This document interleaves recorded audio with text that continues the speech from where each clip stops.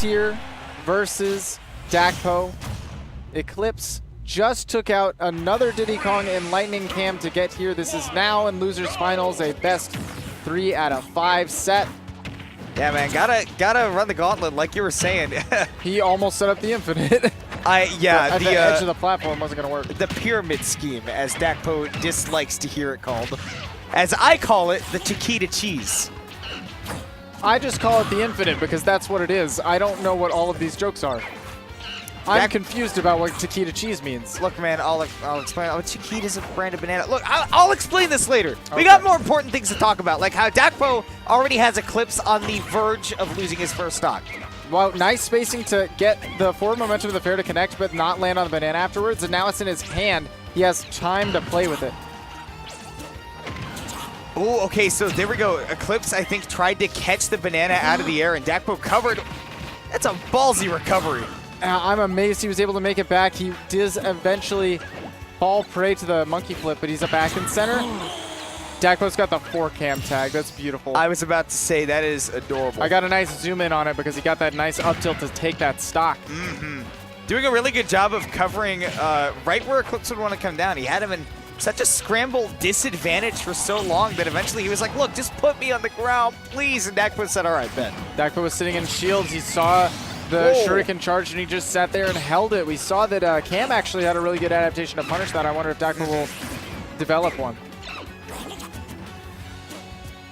Okay, waiting for Dakpo to get rid of that banana before he comes off of that platform. Went for the down throw. Wanted to see if he would tech on the platform and pulled out the banana again, trying to set up this infinite on the platform. Air dodge to ledge, multi-purpose right there. I think trying to catch the barrels there with that forward smash, but Dakpo is a little bit more discerning with them. Eclipse grab, whipping point blank, set up a situation for Dakpo to put on a lot of extra damage and take center. Oh, perfectly timed tech there on the platform. That means Eclipse has got to work a lot harder to make up this percent, but this is a start. Tech situation. Combos into upper. I think that's his jump that's gone. Goes straight to ledge. Waits for the back air, but doesn't really get anything off of it. That dash attack sets up real nice. Wow, he tried to... Dude, Eclipse is really trying to make use of these bananas for his own. Tries to go for that counter substitute. First time we've seen it from him on stream. Instead, gets his landing caught on stage down tilt, combos into the up smash, and Dakpo now safely sitting at the ledge. Okay, catching the spot touch. Yeah. Dakpo probably anticipating jab, jab, grab mix-up. Wow, okay, so Nair has had its landing lag reduced, so that gives Dakpo the opportunity to extend a combo like that.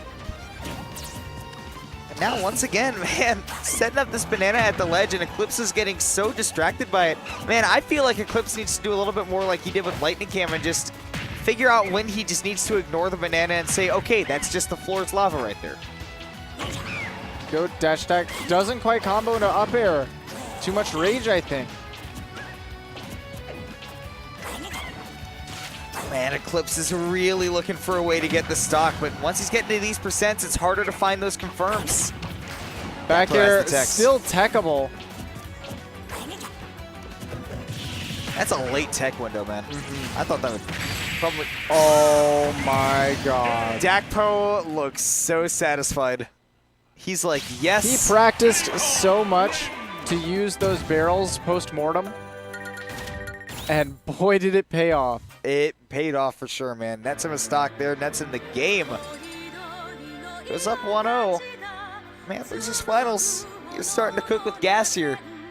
This is where momentum can be a big thing, where you stop a guy like Eclipse, who's won 2 hot games in a row, probably even more, and he's saying, all right, I can roll through this bracket. I can roll through it. And Dakpo says, hold on there, son. I'm going to need you to reconsider. You gotta dig deep to make it work against me.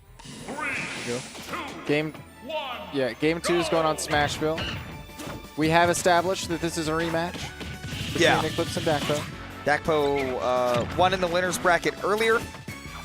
Now looking to do it again here against Eclipse in this longer best of 5 set. And this longer platform looks like it's going to be even easier to try to set up that infinite on. He almost got it again. Eclipse were to tech in. So what are the warning signs that he's going for the infinite? He puts you on the platform and pulls banana. Okay. Is that all he needs to do to start it then? Is if he hits you with banana pull, he can then jump and grab the banana and toss it back down at you and just reset infinite. Okay, interesting. Okay. Because I've heard a lot about the infinite. I've just never seen it done. Okay. We might get the pleasure of watching it here if Dakpo is able to find it on the platform, but Eclipse absolutely knows that it is a threat, and there is counterplay to it. So we'll see if he's able to make it out. Man, Eclipse has been doing a good job of mixing up his recoveries. We haven't seen Dakpo take too much advantage of that, but it's been the ledge trapping and not the ledge guarding that's been the story. Okay. Down tilt to up smash, and Eclipse out of the scramble is the one to take the first stock in this game. Has the banana in his hand. What's he going to do with it? Tosses up to kind of save his recovery a little bit. Ooh. Up tilt not quite a killing percent, but that up smash absolutely is. Dakpo only took 12% on that last stock.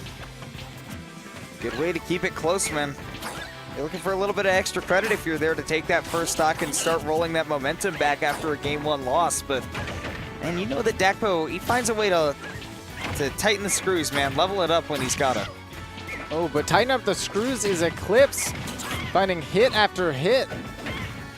This has been a bunch of small confirms back and forth between these guys. I wouldn't say that it's just been hit and run between them, but certainly that we haven't seen anything extremely explosive yet. Dakpo, though, when he gets Eclipse in the corner, is just too strong. We have seen so many clips of people getting the Shadow Sneak after the Water Shuriken. We just haven't seen any Eclipse. Wow. Please be mad at my pun. Up smash to just catch Eclipse running in. See if he can take advantage of Eclipse being off stage right now, but no, gets too aggressive. And Eclipse with that fade in, gonna make it work. Okay, so I think what Eclipse was looking for right there was for Dakpo to jump out of shield and catch the banana again like he did last time. There we go, he just catches him on the edge of the platform with a forward air. Up air, though, retorts real quickly. It's 0% last stocks on this game 2. Like we've been saying, man, Dakpo turns it around real quick. 41%, that is the truest of combos. I have seen Dakpo land that so many times. Yeah, and Eclipse fires right back with his own couple of up airs. Oh, speaking of firing back. It is a slugfest between these guys. They've turned it around from that not quite nickel and diming, but just the small confirms. They're like, 40, no, my 40, no, my 40. So, right now, Eclipse look like he's aged to 40 for how long he's been chilling at this ledge. Huh. That's what Diddy Kong will do to you, man. Oh, really fading in. Dakpo is very good at catching those air dodges in. He knows covered that's all about. almost every option with that sequence. Okay, retreat to platform there by Eclipse. Knows that the Infinite's probably not necessarily too large of a threat right now. Dakpo's probably just looking to close out the game. But it is still a threat nonetheless, if I'm not mistaken. But Sour Spot up smash, setting up. What a good weight on the recovery and great angle as well. So important not to panic, but Dakpo down tilting the wrong way. I like that Eclipse just jumps away after that roll, doesn't try to punish it, but eventually Dakpo will just be able to fling out those down tilts until he's able to find the confirm. 2-0 lead for Dakpo. Eclipse has got to run a reverse 3-0 on this man, and while we've been seeing some good small adaptations, it's sort of been like the overcommits, I feel like, from Eclipse that have been making it really hard for him to actually win these games against Dakpo. I was going to say, I'm wondering if we're going to see a character switch. This is a game 3. Eclipse shrugs and says, why not? We'll give the Mewtwo a try. Mewtwo in Smash 4, traditionally a character that kind of struggled in this matchup, especially because of a lack of options at the ledge. But in neutral, we might be seeing more options, given that Shadow Ball is a little bit better in this game, which is crazy to say because there's already I was about to say.